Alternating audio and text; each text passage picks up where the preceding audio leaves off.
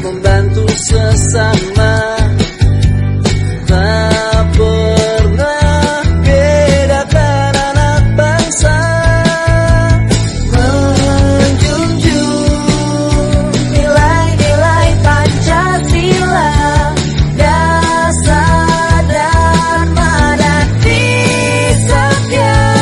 Ku berbakti mulai hari ini, jadikan diri ini manusia mandiri, tunjukkan pada dunia bahwa kita bisa menjadi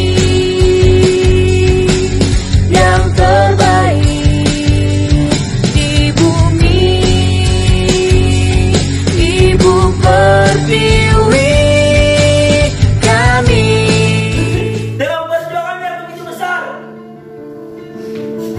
Tetapi anaknya kurang ajar kepada dia. Tapi coba kita lihat kesnya orang tua.